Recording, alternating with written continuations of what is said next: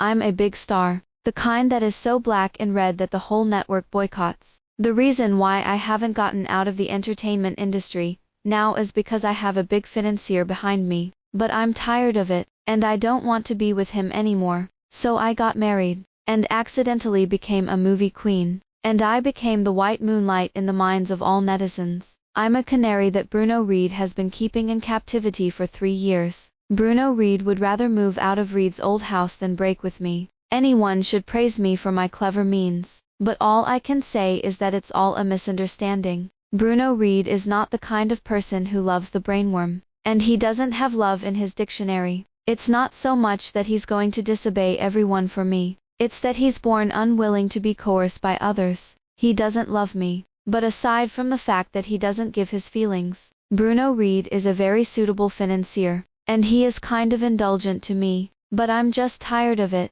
The lovers of the alliance have been together for a long time, and in the end they will come to the point of hating each other, let alone the two of us. There is no evil mother-in-law, no third party, no misunderstanding, no quarrel, just tired. When I finished mentioning Bruno Reed, he had just returned from a business trip, and I had just come down from the awards ceremony. He put his arms around my waist from behind, kissed my neck with his head sideways, and sprayed hot breath at the base of my ear. I calmly announced to him, "Bruno Reed, let's finish." Holding my body stiff, he politely let go of me. I didn't ask why. I didn't keep it. He didn't say yes, but said detachedly, "The house is for you, and I'll let Murphy get my things tomorrow." But the result is already obvious, isn't it?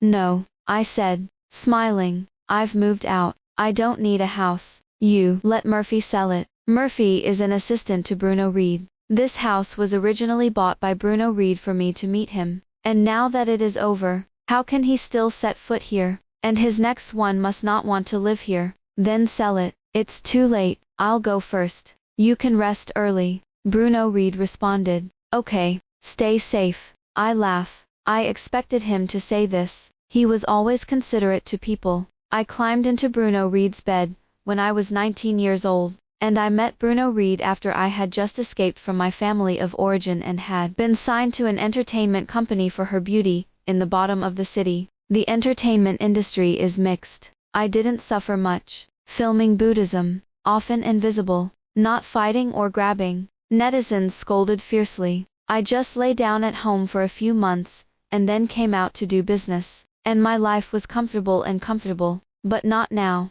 I left Bruno Reed. It was like losing my money bag. I needed to work and film in order to make a living. Stella learns that I'm single again and takes me to a bar for a drink. Looking at her appearance, I'm quite happy. That Bruno Reed is not a good thing. He is stingy. He has so many resources in his hands, and he doesn't see you stained with any light, and he wants to harm your reputation, as carrying a vixen in the circle. This kind of man doesn't want it. I laugh. I don't have many friends. Stella and I have known each other for a long time, and I know what happened between me and Bruno Reed, and I also know that I have a bad reputation in the circle because of Bruno Reed. It is rumored that I have taken Bruno Reed to the core, and I am a powerful character who wants to leap into the Dragon Gate. Actually, I was like that with Bruno Reed. Now that we've broken up, maybe it's a blessing in disguise for me. I raise my glass to her. There is no man in my heart. Acting is a god of nature. I used to film Buddhism, and I just played a love brain, and was scolded by netizens for being cheap, and now I can't find any suitable script for a while. So Stella recommended a movie by a young director. I stayed up all night and read the script. Stella really didn't cheat me. I really fit the role in it, and I really like it. I was set at the audition. I started to memorize my lines, and I was replaced when filming was about to start. The person I was competing for the role of Bruno Reed was Bruno Reed's new girlfriend, and after I broke up with Bruno Reed, the people in the circle saw the wind and steered, which made me feel what it means to be in the hot and cold world. Stella was angry, but she was able to persuade me to call Bruno Reed and beg him to have a fair chance to play. I just shook my head. When we were together, I didn't even think about asking for resources from him, let alone now that we've all broken up. So I never called him. Later, I saw you again at a dinner party. This is the first time I've seen Bruno Reed since we separated. He wore a suit and leather shoes, and he staggered his plans. Murphy followed him as an assistant. The bigwigs in the circle took turns to toast him, not only because of Bruno Reed himself, but also because he was the future heir of the Reed family. I looked at him. At this time, his eyes were slightly narrowed, his chin was slightly raised, his clear and cold edges and corners, his nose bridge was tall and serious, and he was as cold and detached as ever. I didn't step forward. I watched the sexy and bewitching female star in a bandeau fishtail dress come forward to toast him. I pursed my lips, took out my phone and blocked Bruno Reed. And by the way, blocked Murphy. I took a sip of the wine and turned away. I was indeed a little unwilling, but more of a little angry, mixed with a little uncomfortable. I never expected Bruno Reed to be a little special to me. After a peaceful breakup, it was normal for him to have a new girlfriend. And the reason why they broke up was not because they had enough disappointment and didn't want to face his decent but ruthless indifference. It's not very sad. It's just a little uncomfortable. I didn't expect that he would have a new love by his side so soon. And my ex-girlfriend was robbed of the role by his current girlfriend. I went to the bar where Stella took me last time. When I'm in a bad mood, I want to have 2 drinks. Just after breaking up, the people in the circle saw the wind making the rudder. And after a long time, can I still mix? It was probably the only time I've lost control in years. I was drunk at the bar, regardless of the paparazzi, regardless of the headlines, regardless of public opinion. Fuck off.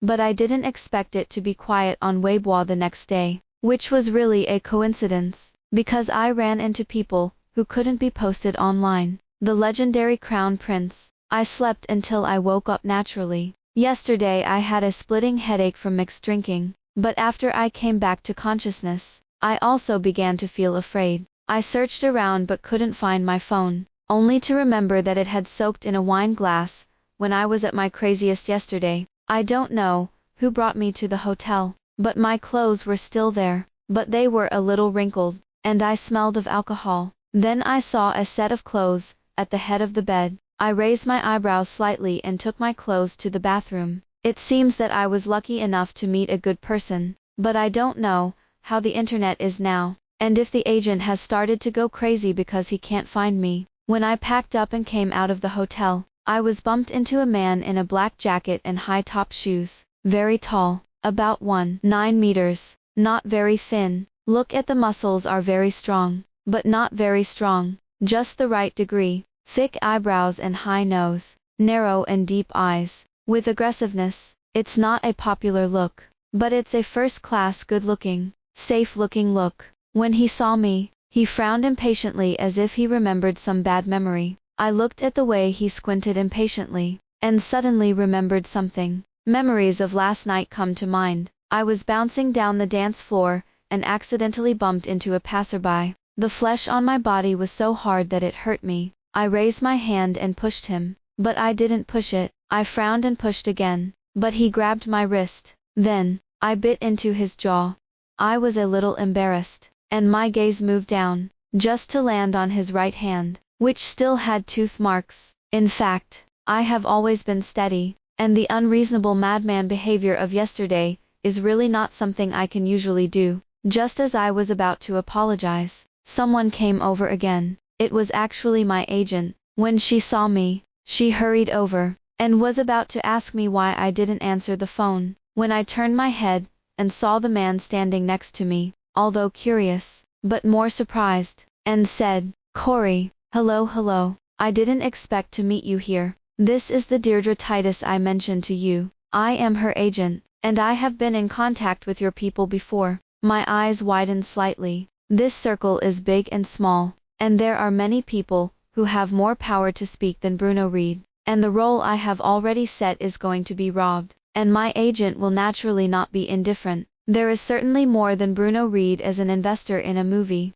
and this Corey is said to be the largest investor in the film, the prospective heir to the Tomlinson family, but I didn't expect it to be the man in front of me. Corey raised an eyebrow at me and said quietly, "This is what you call Deirdre Titus." The agent was so surprised that he didn't understand what he meant. Yes, Deirdre Titus, dedicated, polite and reserved, quite professional. But there is a clear stream in this impetuous entertainment industry. I rarely blush. The man curled the corners of his lips even more playfully. Really? He held out his hand to me. Fortunately, my name is Corey. I curled my fingers, and before I could speak, I saw the agent exclaim, Corey, how did you get your hands? My scalp suddenly tingled, and my heart said that you are my pro agent. Just listen to Corey casually say. A wild cat caught it. The agent looked at the 2 neat rows of tooth marks, and fell into deep thought. I looked down at my feet. In the end, I took that role. The director asked us to compete fairly. My acting skills are not bad, and the most important thing is that my temperament is in line. The director seemed to appreciate me, saying that he liked my melancholy temperament, and deliberately revised the script slightly according to my habits. After joining the group, the shooting was very intense. This director is indeed talented, but also very demanding, and he is one of the hardest directors I have ever met. There was a scene to shoot in the north, and that was the first time I met Corey after I joined the group for more than half a month. He seemed to be talking about business nearby, and knew that we had come to have a dinner in the evening. There are more men and fewer women at a table. I am the female lead, and someone coaxes me to drink. My agent stepped forward.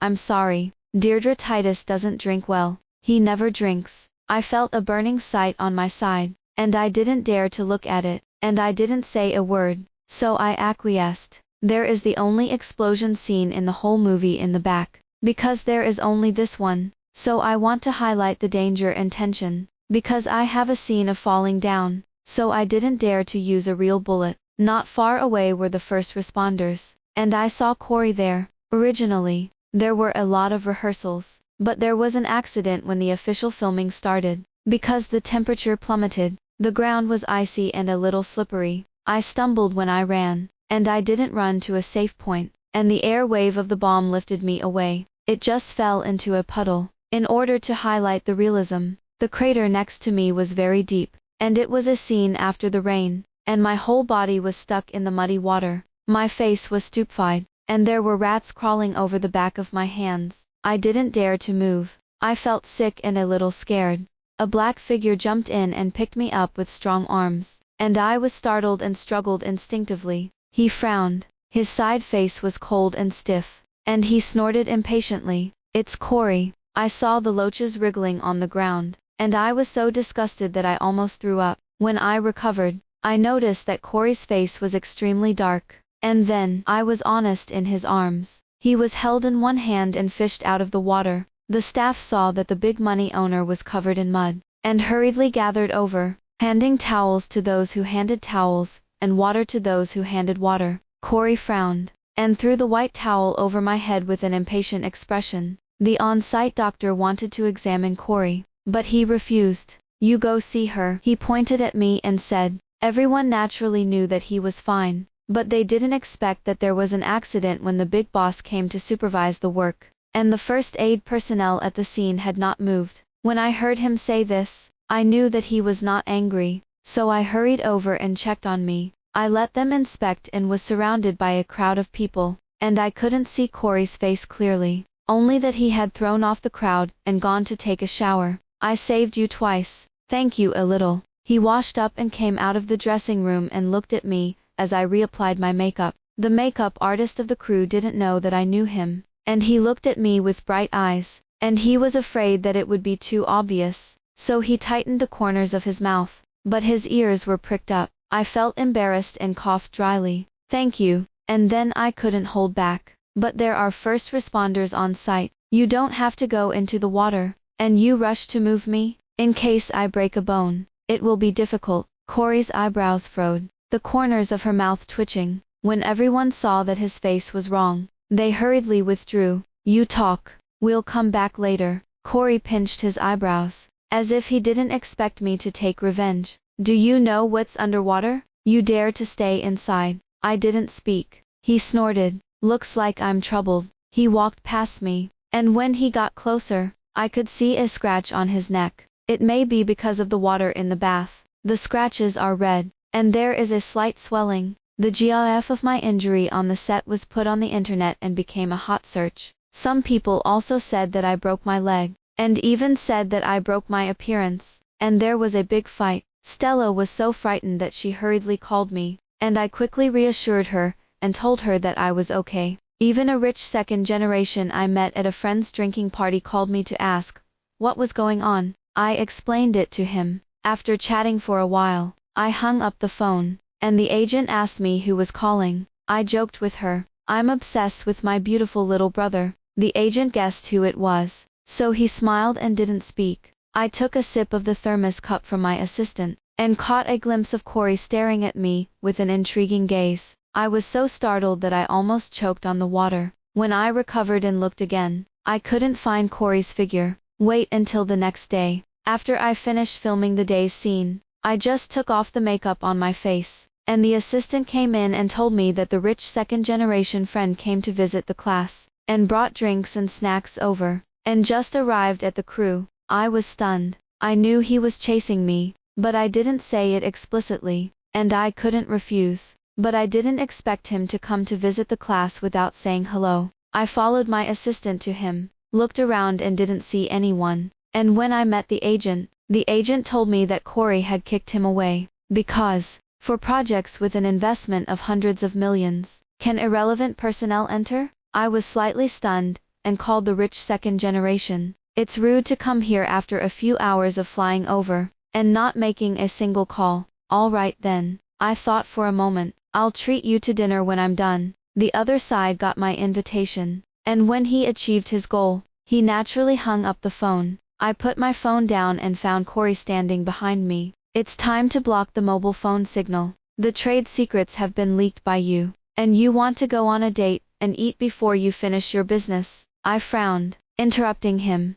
Corey, he closed his mouth and looked at me with a frown. After a moment of silence, I pursed my lips and chuckled. I'll invite you to dinner. There's mutton soup outside. Do you want to eat it? Corey stared at me, the impatience between his brows not yet gone, and the unconsciously smile on his lips was about to rise. Want to offset with a meal? I've helped you twice, he muttered. Corey is a person who doesn't look very good-tempered, but he is a good person to come into contact with. The place where I was filming was relatively remote, and it was unlikely that I would be recognized when I walked on the road, so I didn't even wear a mask when I came out at night. The mutton soup I took Corey to eat was one of the ones I often frequented. The owner is an old man, because I come a lot, and already have an impression of me. I handed Corey the menu and asked him to order. Although he was not extravagant, he was not polite to me. When eating, I don't speak, and he doesn't talk either. It's quiet, but it's also very comfortable. He can grill lamb chops, he can grill meat, and after asking me if I can eat spicy, he will help me mix the sauce and eat the rest of the lamb chops when I can't eat them. Although there was no superfluous communication, the meal was generally enjoyable and did not make me uncomfortable. It's 10,000 times better than what I imagined to be eating with the leader. After eating we walked back to the hotel. He didn't mention the rich second generation during the day, and joked along the way, and even made an appointment to eat barbecue 3 kilometers away from here next time. I made this movie for more than half a year, and Corey only came once. And then we made another appointment, and we all found a place to eat nearby after we finished work. I love to eat roadside stalls. When I first went out to eat with Corey, I went to high-end restaurants, but when I felt familiar with it, I took him to eat street barbecue. Once when I returned to the hotel after dinner, the manager in the hotel lobby told me that there was my courier. It's a small gift box. I thought it was a gift from a fan, so I opened it and looked at it. It turned out to be a dead rat in the box. Because of the previous experience of filming a mouse crawling on the back of my hand, my face was not very good looking at that time. Corey sensed something was wrong, and leaned over to ask me what was wrong, and the manager glanced at me, and couldn't help but scream. Corey frowned and closed the box. His face was a little cold. Call the police. I nodded. Well, call the police. The hotel manager came to his senses. His face was a little pale, and he hurriedly used the landline to call the police. The police came quickly and took a picture of the gift box, and the agent and assistant were not around, so it was Corey who accompanied me to do the transcript. The policeman who questioned me was older, and seemed to think I was familiar. So he looked at me twice, and he asked me if I had any enmity with anyone. I thought about it for a moment. It's not a feud, but there must be a lot of people who hate me. He didn't speak, and when he finished taking the transcript and let us go, he suddenly said to Corey, who was walking beside me, "We will try our best to find out who did the prank, but the effect is not estimated to be large. You also have to do more work and comfort her more." Corey seemed stunned for a moment, and raised an eyebrow. "Why?" The policeman looked surprised, and his face was full of words. "You kid can't just find a girlfriend with his face, right?" Finally, a young policeman recognized me as an actress, and whispered a few words in his ear, before he showed a look of sudden realization, pointed at Corey and said, "So you're a bodyguard?" Hearing this, the corners of Corey's mouth twitched, and his eyebrows jumped and jumped. I couldn't hold back my laughter. Corey also seemed to resign to his fate, turned his head to look at me, and admitted, "Yes, I'm Deirdre Titus' bodyguard." We waited at the entrance of the police station for the assistant to come and pick us up. I was afraid of being recognized, so I put on a mask. Corey didn't know where I went, and came back with a bag of food. He handed me the bag, and I took it in confusion. It was found to be full of lollipops, chocolates, and ice cream. I looked up at him suspiciously. Corey looked sideways at the trees on the side of the road, as if he didn't care, and said, "It's nice to have a sweet tooth." He stood under the street lamp, his ears slightly reddened. It's probably the first time he's done this kind of comforting thing, and at first glance, it's searched on the internet, without the slightest emotion. It's all skill. I looked down at the contents of the bag, not knowing what to say for a moment, but a stone in my heart loosened slightly. It took me a long time to get my voice back. Eating sugar is easy to get old, and it's not good for the skin. And it's easy to get fat if you don't get it right. A piece of chocolate is about 5 bowls of rice, and an ice cream has to run 4 kilometers to digest. Corey, fortunately, before he got angry, the assistant arrived at it. When we got in the car, the assistant was still worried about the dead rat, and he didn't expect this to happen. Corey said, "Anything can happen these days, and this is a reminder to you. Otherwise this time it's a dead rat, and you don't know what will happen next time." "What? You've ever encountered something like this?" I just asked casually, but Corey nodded. "Before the company was recruiting, a newly graduated intern said that she liked me, but I refused, and she almost tied me up with a rope to force me to comply." I was stunned for the first time I heard Corey talk about his embarrassment. "What happened?" Corey took one look at me and continued, "Later, at 1.9 meters, I was forced by a 1.6-meter girl to hide in the men's bathroom and call the police." His expression was serious, with a slight smile on the corner of his mouth. My assistant and I burst into laughter, and even the driver couldn't help but laugh along with us. It wasn't until I stopped laughing that Corey said lightly, "Are you happy to hear me eat deflated?" I was stunned and looked at him. Corey pinched the bridge of his nose and whispered, "Little one has no conscience." After the dead rat incident, the agency arranged a bodyguard for me to follow me when I traveled, and occasionally acted as a driver. Corey came to me more and more. "How long do you have left? It should be over this week." "Oh," he nodded, took a piece of paper and wiped his mouth, casually asked, "Do you have any plans after the finale?" I thought about the itinerary sent to me by my agent some time ago. "No. Rest for half a year. Nothing to do." "Didn't make an appointment?" "Not yet." I felt as if Corey was relieved.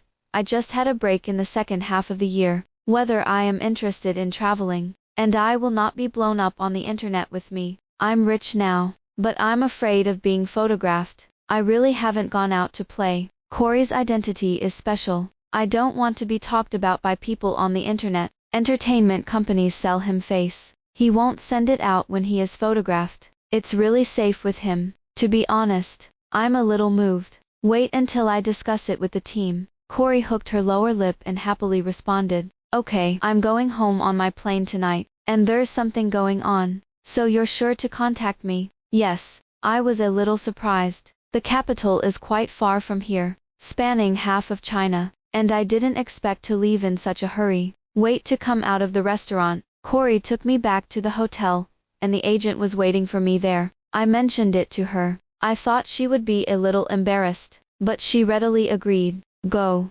What a rare opportunity. What are you hesitating about? She was so cheerful that I was stunned. After all, the rich second generation who chased me before also said that he would travel with me, but I didn't want to go, and the agent was worried about being photographed, so he politely declined. Speaking of this, it occurred to me that I still owe him a meal. When I heard that he was around here, I called him and asked him if he would like to have dinner with him tomorrow at noon. At noon the next day, the agent learned that I was going to have dinner with the rich second generation, which was quite unexpected. So I told her what I said earlier. I'll travel with Corey when it's finished, and this meal can only be invited now. The agent suddenly laughed and asked me, "You're not going to invite people to barbecue, are you?" I laughed too. "Why? Michelin-starred restaurant, but your suggestion can be considered." "Then he won't eat it." "Corey can eat it, but he can't." The agent waved his hand. "He's not the same as Corey. It was just a joke." And when I saw that she was so sure, I wanted to tease her. I raised my eyebrows. "How different?" The agent looked at me. "How do you feel about them?" "Me? It's useless for you to hide it from me. I can see it. Is Corey interested in you?" "It's not that I'm clinging to power and think Corey is more powerful, but that rich second generation looks down on people every time he looks at people, saying that he is chasing you, and he is ambiguous with other female stars. But Corey is different. There are a lot of actresses in our crew, and someone chased the rich second generation before. But do you see someone thinking crookedly about Corey?" I thought about it, but it didn't seem to be. Corey doesn't show up on weekdays, and when he shows up, it's also that fierce face. Who dares to step forward, except for a little tenderness in front of you? Not everyone who sees him has a cold face, single-mindedness and being able to be measured. This is not 100 times better than others. My voice was a little hoarse. He, like me, or else, he eats at the stall and his face is pale, and he has to accompany you. And he also asks me for your itinerary, and arranges meals for you at a fixed point. Before you go out to play, you accidentally break your foot, and his kind of person carries you back without saying a word on the 2-kilometer road. And he also calls the doctor and tells you that you haven't touched the cold water, and your assistant and I are useless during that time. I can't listen to the rest anymore. My head is buzzing, and I feel weak when I walk. Let's be honest, the people around me. Stella came from a good family, not to mention Bruno Reed, and the people who chased me, no matter what happened before, pretended to be ignorant of the fireworks in front of me. For so many years, the only person who could sit down and eat a roadside stall with me was Corey. But when it comes to the preciousness of status, who can compare with him? Corey is indeed a very good man. When I first met, I did think that he was impatient and a little unreasonable, but other times he was a gentleman in wolf's clothing. Do I like him?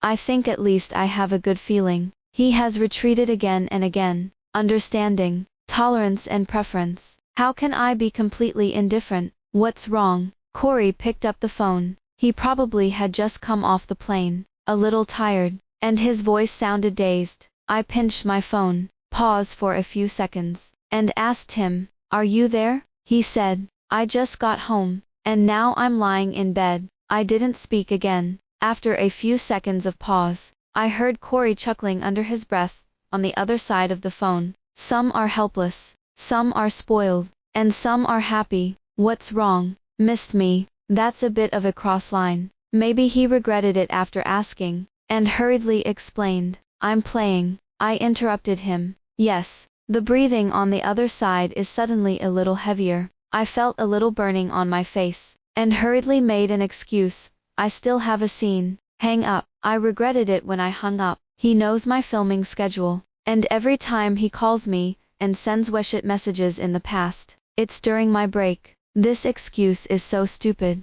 I covered my face with a wail of anguish. The heartbeat is a little fast. After a long time, I lifted my face buried in the palm of my hand, and called the rich second generation, who was chasing me again. "Deirdre Titus, what's wrong?" I apologized and said, "I'm sorry Armstrong, I'm about to miss my appointment at noon." The answer was quick, "It's okay. It's okay in the evening, or tomorrow, as long as you're free." "Armstrong, I'm sorry, I have someone I like." He was stunned. a little bitter, but also a little calm.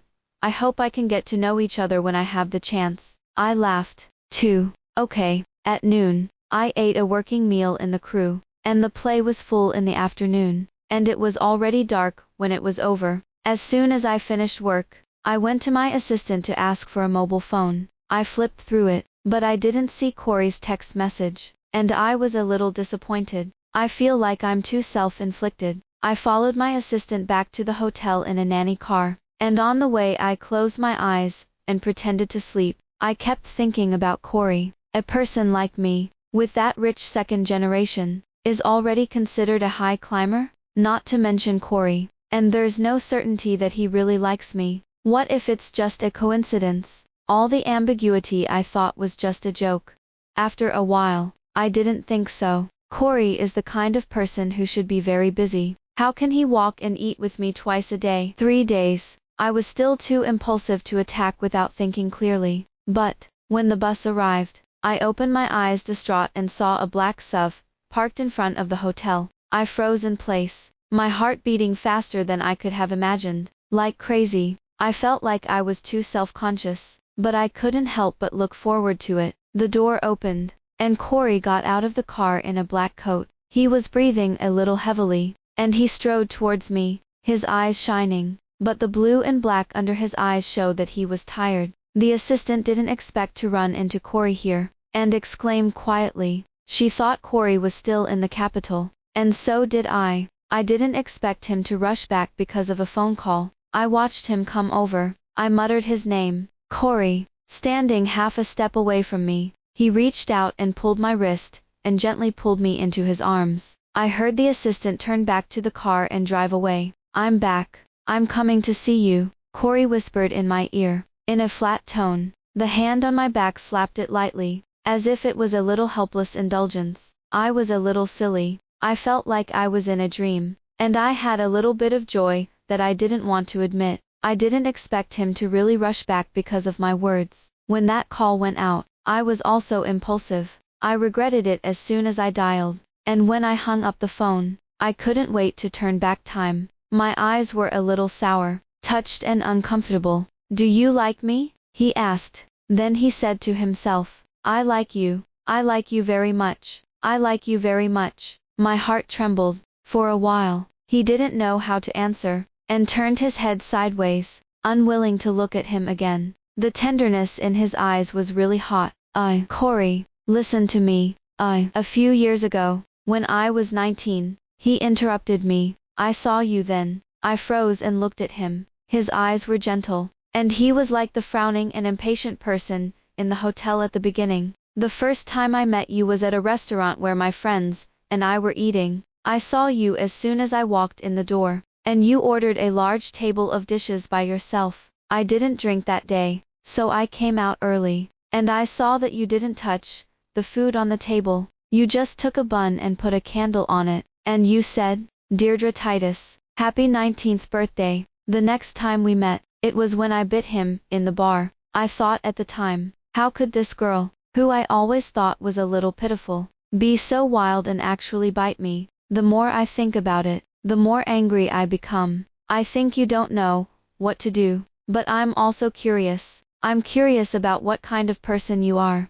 curious about your experience, and I want to know you even more. Later, when you were eating and drinking, your agent said that you never drink, and I was thinking, why did you wear so many masks? Which one is you? And then do you know what I saw? He paused, then continued. I saw people who kept saying they were eating diet meals, and bought a pancake fruit on the side of the road, and I thought, you're so cute. So, I know you. I remembered you before you knew me, but you probably didn't know me very well. I don't have a messy ex-girlfriend. Today I introduced my girlfriend to my family, and I refused. I said that I have someone I like. She is very good. She is working now. She is making movies. I asked them to watch your movies. They all praised you for your beauty, and said that you acted well. I didn't expect that he had already told his family that he couldn't hit the 8 poles, so I was inevitably a little flustered. No, I'm not as good as you think.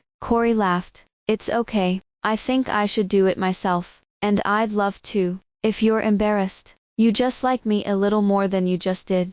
Deirdre Titus, stay with Corey. I didn't speak, stood on tiptoe, and kissed him on the chin. He was stunned, held my face, and lowered his head to kiss it. Bruno Reed. Bruno Reed has never bowed his head in his life, so he has not bowed his head to others. His parents were not at odds. He was left unattended when he was young, and he didn't get married until he was 35 years old. And the Reed family's business no longer needed to be consolidated by marriage under the operation of Bruno Reed over the years. When Bruno Reed was in his early 30s, his father died of a heart attack, and it didn't take much effort for him to inherit his father's legacy over the years. He's too ruthless. It's so ruthless that it makes people feel terrified. Mrs. Reed went abroad when Bruno Reed was very young and never came back for so many years. So Bruno Reed waited until he was 35 years old and didn't get married. It's not that there is anyone else in his heart. How can a person like him really have to be anyone? Bruno Reed has a niece who collided with menopause in adolescence. Doesn't listen to discipline? Lacks roots in her brain. Is a puppy love and a star chasing? And her young age has caused a miasma. Reed's family was afraid of Bruno Reed. Nothing else. His own father was afraid of him when he was alive, let alone the others. Bruno Reed has a normal relationship with everyone, and on the day of the reunion dinner, his niece, who has a bubble in his brain, chases the stars and chases him. Uncle, have you seen a lot of female stars? Murphy followed behind him, and he happened to have a project to report, and he was happy to hear this, but he didn't dare to say anything, and his expression didn't change. But what I thought in my heart was, your uncle had not only seen it, but also slept with it. This is true. Bruno Reed's condition is really the ceiling. There is money, beauty and resources. The key is to be generous. Although they are not gentlemen, let alone gentle and romantic, they never force them to do what they don't want to do. On this condition, many people are in a hurry. Bruno Reed didn't come and go, but he slept a lot. Bruno Reed was about to leave without even looking at her, and the little girl pouted and continued to watch the video on her phone. It's the kind of video that fans edited, the kind of video that collects the highlight moments of idols. It happens to be about Grand Slam actress Deirdre Titus. It was a role she played in her early years, playing the orphan of the anti-narcotics police. Because her father died tragically, she was pampered since she was a child. She grew up with a love brain, and later fell in love with a big drug lord. Bruno Reed has a little impression of this role. When Deirdre Titus was scolded by the audience for playing this love brain lady, and it made a lot of noise. Deirdre Titus was black and red when she first debuted, and the host of the interview deliberately provoked trouble and asked her, "Would you fall in love with the affectionate drug lord of the villain in real life?" It's a tricky question. If she nodded, she would be scolded for having a wrong view. If she shakes her head, it is not suitable for the role. After all, the pampered lady she played later died for the drug lord. Bruno Reed had something to do at night, and he was already leaving. But when he heard this, he unconsciously slowed down.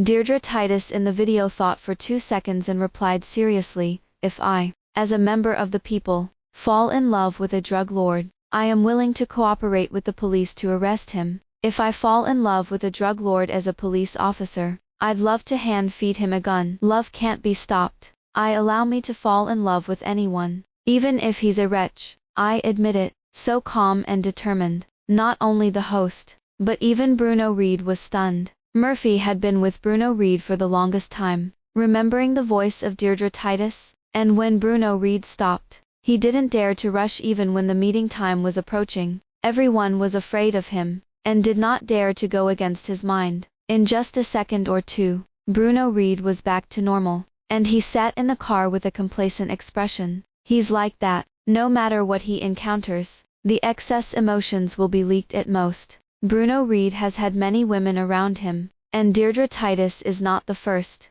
and will never be the last. But he would never be as affectionate as that drug lord, and it was impossible for the prodigal son to turn back on him. When Deirdre Titus brought up the breakup, he was calm and decisive, not to mention Bruno Reed, who never pushes or holds back. Coldness and coldness. This man is really extreme. He is an excellent object, generous, handsome and golden, but he is also the worst object. and he is not willing to give charity at all. But Bruno Reed was generous, and Deirdre Titus disappeared into Bruno Reed's life about a month or two later. Bruno Reed once finished socializing, and he was drunk, and he was a little drunk, which happened to be on the billboard on the side of the road endorsement of Deirdre Titus. He looked at it, as if remembering the man, and asked Murphy to give Deirdre Titus a breakup fee. At least that's what Murphy thinks. There's nothing unusual about it. Bruno Reed always treats women who stay with him for a long time, even after a breakup. Deirdre Titus is not a special one. It's not that Bruno Reed can't put it down. He can let go of anything. Even with these hundreds of millions of assets, he has no attachment. He would never do much to keep someone or something that was leaving. He had long been accustomed to being alone. Being a man like him is really love-hate and hateful. That's when Murphy found out that Deirdre Titus had blocked him. Bruno Reed was silent for a while, and said nothing, and the matter was over. Later, the two also met, at dinner parties, at gatherings of friends, did not deliberately avoid it, nor did he say that he would continue the frontier. It's gone, and it's really gone. Deirdre Titus could even greet him with a complacent look, and Bruno Reed could nod his head in response. Polite, distant. It's as if two people have never been attracted to each other, and they have never taken each other to heart. When Deirdre Titus officially announced his marriage, the battle was quite big. The 3 generations of the man's family are all famous families. This kind of family, that is a real wealthy family, is not something that ordinary wealthy families can go to, let alone the entertainment industry, that is already discriminated against. Murphy was curious how Deirdre Titus got married. It's not just a trick. When Bruno Reed found out, he didn't react in any way, and according to Murphy's observations, it was no different than usual. After the breakup, Bruno Reed never mentioned his affair with Deirdre Titus again, and Deirdre Titus rarely appeared on the screen later, and the two never seemed to have anything to do with each other. I finally learned about Deirdre Titus, and it was all about her husband. I heard that the prospective heir of the famous Tomlinson family in that circle does not smoke or drink outside, and others laugh at him. He said that he was afraid of guilt. It spread all over the circle. The more excellent he is, the more unbelievable it is. I don't believe that he is really afraid of guilt, not to mention that he is afraid of his wife. Even if he says it, one of his aunts brought it up in front of Deirdre Titus when she found out about it, and praised Deirdre Titus for his skill. But it's all just heard. Although it was rumored to have a nose and eyes, Murphy did not believe it. Not even he could do that, let alone those in power. Bruno Reed was noncommittal and seemed unconcerned. Yes, he's that kind of person. Bruno Reed is still Bruno Reed, no different from before. It wasn't until the later earthquake that Deirdre Titus happened to be there. The media broke out that Deirdre Titus was missing, and it was also on the hot search. An earthquake of magnitude 7 had struck at 3 o'clock in the afternoon. Murphy thought about it, and instinctively didn't tell Bruno Reed. After all, Bruno Reed has a lot of ex-girlfriends, so you can't report every accident that happened. And in recent years, it can be seen that Bruno Reed is avoiding her, consciously or unconsciously. Murphy probably guessed why. Before Bruno Reed broke up with Deirdre Titus, he asked someone to buy a manor house in France, just because of Deirdre Titus' words. He didn't tell anyone, not even Murphy, that Bruno Reed had done it himself. He probably wanted to tell Deirdre Titus as a surprise, but before he could do so, Deirdre Titus broke up with him. He should have been surprised, disappointed, and a little angry, so much so that now Bruno Reed thinks of her with a little resentment, hate her ruthlessness. But the estate has not been sold, and Bruno Reed has paid for someone to take care of it, but he has never been there. And he doesn't even want to go in and see it when he passes by on a business trip to Paris. So the matter was delayed, and it was not until 8 o'clock in the evening that Bruno Reed heard about it from his niece. Reed's business expanded rapidly, and Bruno Reed happened to know a friend over there, and immediately called to ask him to find someone, and was willing to donate a lot of money, at least not the usual donation, and even sent his own helicopter to help. They learned that it was for Deirdre Titus, but they didn't ask why. There were only 2 people in the study, Bruno Reed and Murphy. The current sound of the phone is clear. Her husband came over just after the accident, and he is looking for it, and he himself is there, and he is still guarding the hardest hit area. Murphy knew that Deirdre Titus' husband was unusual. Bruno Reed knows it too. Hanging up, Murphy realizes that he thinks he has done something wrong and asks Bruno Reed if he wants to send someone over again. Bruno Reed hesitated. His always calm and serious eyebrows seemed to have sharpened, a little incredulous, and a little lonely. It's like a child finally realizing that he has lost his beloved toy. He said, "No." The next morning, the news came that Deirdre Titus had been rescued. She was in a 6-star hotel. The earthquake precautions had been well done, and the photos of the scene looked energetic. It wasn't Deirdre Titus who shocked Murphy, but the gray-haired young man in the photo. The photo only has a side face, but you can still see the tenderness in the bottom of the eyes, and he is a very good-looking man. It was the husband of Deirdre Titus. For this matter, a man in his 30s has gray hair. Murphy couldn't help but think of the video he had seen that day, and he seemed to suddenly understand. Bruno Reed smoked for a long time that day, and he looked old. Almost 10 years have passed since the breakup. He seems to have just started to fall out of love. Everybody understands it. Deirdre Titus understands it. Murphy understands it. And I guess even Bruno Reed understands it. Even if he likes someone again. Even if he falls in love with someone. That's all. He's still Bruno Reed. Still the same Bruno Reed, who doesn't want to give a little more love. If Deirdre Titus' husband were him today, he would probably find it, ask someone to call, and be willing to leave the company behind and do everything he could. Because Deirdre Titus is indeed the most important woman to him, but only it won't get out of control. Yes, it won't get out of hand. He's still Bruno Reed, the cold Bruno Reed. I won't worry about worrying until I turn white overnight. Bruno Reed, not that kind of person. Neither Deirdre Titus nor Bruno Reed are people who would indulge in love. Bruno Reed has always felt that way, so he really thought about it, and for a moment thought about it. If he had to get married, he wanted the other party to be Deirdre Titus, and if he wanted a child in the future, it could only be him and Deirdre Titus. It's just that Bruno Reed doesn't care. Deirdre Titus wants something unique. A woman like Deirdre Titus wasn't destined to spend much time with Bruno Reed. He knows. Bruno Reed never married. He had too many women, and then his ex-girlfriend stood in front of him, and he couldn't remember what it was called. It may be that the marriage of his parents is divorced, so that Bruno Reed has no yearning for marriage from the beginning.